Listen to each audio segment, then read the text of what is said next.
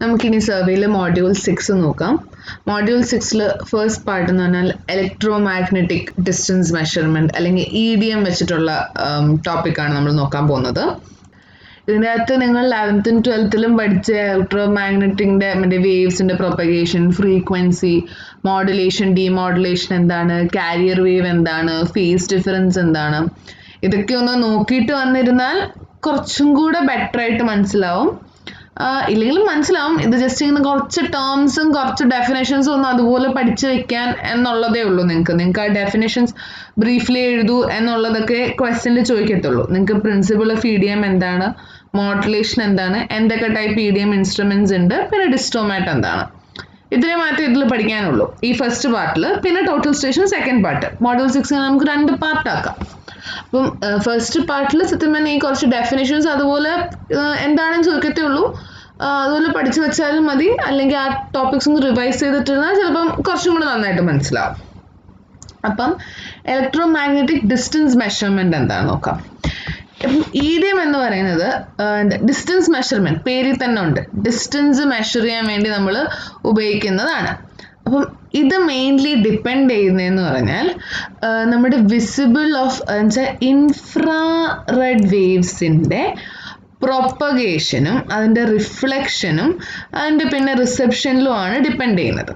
എന്ന് പറഞ്ഞാൽ ഒരു ഇൻഫ്രാറെഡ് റേനെ നമ്മൾ ഒരു പോയിന്റിലോട്ട് അടിച്ച് തിരിച്ച് വരുമ്പോൾ എടുക്കുന്ന ടൈം ഡിഫറൻസും അതിൻ്റെ സ്പീഡൊക്കെ വെച്ചിട്ട് നമ്മൾ ഡിസ്റ്റൻസ് കാൽക്കുലേറ്റ് ചെയ്യുന്നൊരു മെത്തേഡാണ് ഈ EDM എന്ന് പറയുന്നത്.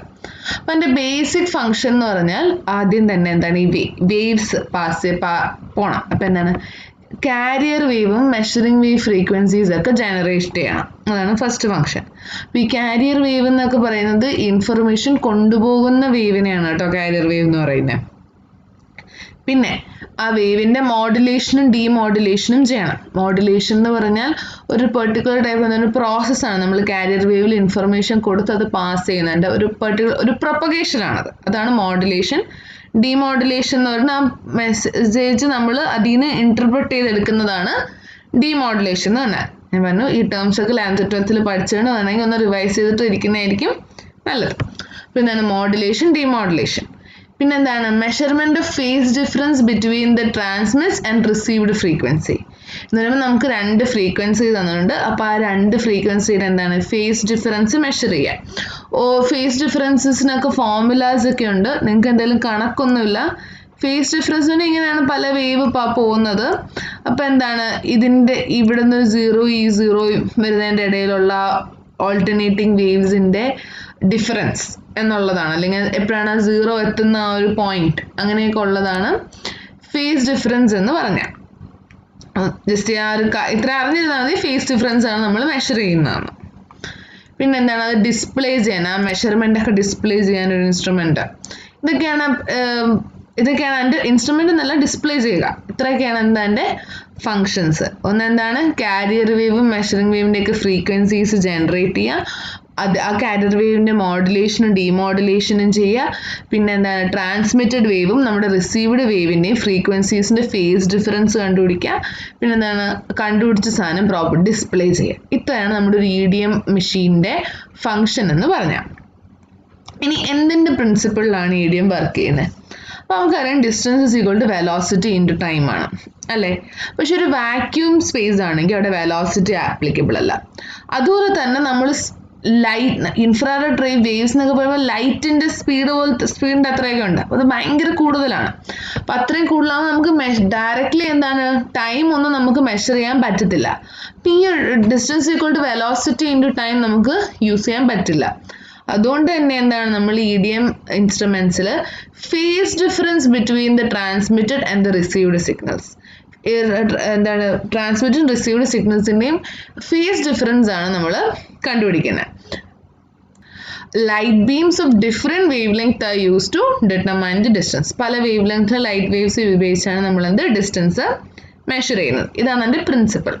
അപ്പോൾ ഒരു പൾസ് മെത്തേഡ് എന്നൊരു കാര്യം പറയാം. എങ്ങനെയാണ് ഒരു short intensive pulse of radiation transmit ചെയ്ത് നമ്മൾ ഡിസ്റ്റൻസ് കണ്ടുപിടിക്കുന്നത് നോക്കാം. ഒരു സിമ്പിൾ ഫിഗർ നോക്കുക. ഒരു എമിറ്ററിൽ ഞാനൊരു ചെറിയ പൾസ് കൊടുത്തു.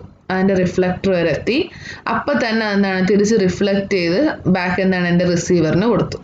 അപ്പം എന്താണ് എനിക്ക് ഈ ഡിസ്റ്റൻസ് എന്ന് പറയുന്നത് എന്താണ് ഈ പൾസിൻ്റെ velocity into emitter to receiver വരെ എടുക്കാൻ കിട്ടിയ ടൈം.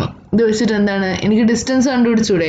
ഡിസ്റ്റൻസ് ഇത് 2 ടൈമാണ്, 2D അല്ലേ, അങ്ങോട്ട് d പിന്നെ തിരിച്ച് ഇങ്ങോട്ട് d. അപ്പോൾ ടോട്ടൽ ട്രാവൽ ചെയ്ത ഡിസ്റ്റൻസ് 2D, ഇതിൻ്റെ വെലോസിറ്റി എന്ന് പറയുന്നത് c, total time emitter to receiver എടുക്കാനുള്ള ΔT. ഇതിൽ നിന്ന് എന്താണ് എനിക്ക് എൻ്റെ d കണ്ടുപിടിച്ചൂടെ? ഇങ്ങനെയാണ് നമ്മൾ കാൽക്കുലേറ്റ് ചെയ്യുന്നത്. ഇതാണ് പൾസ് മെത്തേഡ് എന്ന് പറഞ്ഞാൽ. പിന്നെ മെജോറിറ്റി ഓഫ് DDA മെഷീൻസ് എന്താണ് ഫേസ് ഡിഫറൻസ് ഉപയോഗിച്ചിട്ടാണ് കണ്ടുപിടിക്കുന്നത് വേവ്സ് ഡിസ്റ്റൻസ് ഒക്കെ.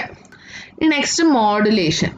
മോഡുലേഷൻ ഞാൻ പറഞ്ഞു എന്താണ് ഈ നമ്മൾ ക്യാരി ചെയ്യുന്നൊരു രീതിയാണ് ക്യാരി വേവ് എങ്ങനെ പ്രൊപ്പഗേറ്റ് ചെയ്യുന്നു എന്നുള്ളത്, മെഷറിങ് നമ്മൾ എങ്ങനെ ചെയ്യുന്നു എന്നാണ്. 2 മോഡുലേഷൻ ഉണ്ട്, ആംപ്ലിറ്റ്യൂഡ് മോഡുലേഷനും ഉണ്ട്, ഫ്രീക്വൻസി മോഡുലേഷനും ഉണ്ട്. അതാണ് AM-ഉം FM-ഉം. AM ആംപ്ലിറ്റ്യൂഡ് മോഡുലേഷൻ്റെ അകത്ത് എന്താണ് കോൺസ്റ്റന്റ് കാരിയർ വേവിന് എന്താണ് കോൺസ്റ്റന്റ് ഫ്രീക്വൻസി ആയിരിക്കും, അത് അതുപോലെ മെയിൻറ്റെയിൻ ചെയ്യും. ഫ്ലൂയിഡ് അല്ലല്ലോ, ഫ്രീക്വൻസി മോഡുലേഷൻ ഫ്രീക്വൻസി മോഡുലേഷൻ എന്ന് പറയുമ്പം നമ്മൾ അതിൻ്റെ അകത്ത് എന്താണ് ആംപ്ലിറ്റ്യൂഡ് കോൺസ്റ്റന്റ് ആയിട്ട് വെക്കും. അങ്ങനെ മോഡുലേഷൻ എന്താണെന്ന് ചോദിച്ചാൽ അത് എഴുതാം എന്താണ് ആംപ്ലിറ്റ്യൂഡ് മോഡുലേഷനും ഫ്രീക്വൻസി മോഡുലേഷനും എന്താണെന്ന് എഴുതിയാൽ മതി. എന്താണ് അപ്പം അതിൻ്റെ 2 പടമാണ്. ആംപ്ലിറ്റ്യൂഡ് മോഡുലേഷൻ ഇങ്ങനെയാണ് ഇരിക്കുന്നത്, ഫ്രീക്വൻസി മോഡുലേഷൻ ഇങ്ങനെയാണ് ഇരിക്കുന്നത്.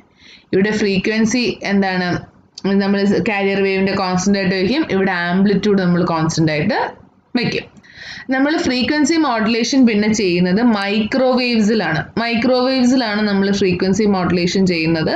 അതുപോലെ വിസിബിൾ ലൈറ്റ് ഉപയോഗിച്ചിട്ടാണ് നമ്മൾ ആംപ്ലിറ്റ്യൂഡ് മോഡുലേഷൻ ചെയ്യുന്നത്. അല്ലെങ്കിൽ ഇൻഫ്രാറെഡ് ഒക്കെ നമ്മൾ വേവ്സ് എന്നാൽ നമ്മൾ യൂസ് ചെയ്യുന്ന വേവ്സ് ഏതാണോ അതിൻ്റെ ക്യാരക്ടറിസ്റ്റിക്സ് അനുസരിച്ചിരിക്കും നമ്മൾ ചെയ്യുന്ന മോഡുലേഷൻ എന്ന് പറഞ്ഞാൽ. അപ്പം ഈ 2 ടൈപ്പ് മോഡുലേഷൻ എന്താകുമല്ലോ. ഇനി എന്തൊക്കെ ഒരു ടൈപ്സ് ഓഫ് EDM ഇൻസ്ട്രുമെന്റ്, എന്തൊക്കെ ടൈപ്പ് ഇൻസ്ട്രുമെന്റ്സ് ഉണ്ട്? അപ്പോൾ first one microwave depending upon carrier വേവിൻ്റെ ടൈപ്പ് വെച്ചിട്ട് നമുക്ക് എന്താണ് EDM ഇൻസ്ട്രുമെന്റ്സിനെ ക്ലാസിഫൈ ചെയ്യാം. മൈക്രോവേവ് ഉണ്ട്, ഇൻവിസിബിൾ ഉണ്ട്, ഇൻഫ്രാറെഡ് ഉണ്ട്. അപ്പോൾ മൈക്രോവേവ് ഇൻസ്ട്രുമെന്റ്സ് എന്ന് പറയുമ്പം comes under the category of long range instruments. എന്നാൽ ലോങ് റേഞ്ചിന് വേണ്ടിയിട്ട് നമ്മൾ യൂസ് ചെയ്യുന്നതാണ് മൈക്രോവേവ് ഇൻസ്ട്രുമെന്റ്സ്. റേഞ്ച് എന്ന് പറഞ്ഞാൽ അറിയാമല്ലോ, ലോങ് ഡിസ്റ്റൻസസിൽ വരെ നമുക്കിത് പാസ് ചെയ്യാൻ പറ്റും. പല ഫ്രീക്വൻസി എന്ന് പറയുന്നത് 3 to 30 GHz ആണ്. അത്രയും ഫ്രീക്വൻസിയിൽ നമുക്ക് വേവ്സ് ട്രാൻസ്മിറ്റ് ചെയ്യാൻ പറ്റും. രാത്രി ബോത്ത് ഡേ ആൻഡ് നൈറ്റ് നമുക്ക് യൂസ് ചെയ്യാൻ പറ്റും. പിന്നെ 2 ഇൻസ്ട്രുമെന്റ്സ് ഉണ്ട്, കാരണം 2 ഓപ്പറേറ്റേഴ്സ് ആണ്. ഒരു മാസ്റ്റർ യൂണിറ്റും ഉണ്ട്, പിന്നെ ഒരു റിമോട്ട് യൂണിറ്റും ഉണ്ട്. അപ്പോൾ റിമോട്ട് യൂണിറ്റ് ആണ് എന്താണ് റിസീവ് ചെയ്യുന്നത്.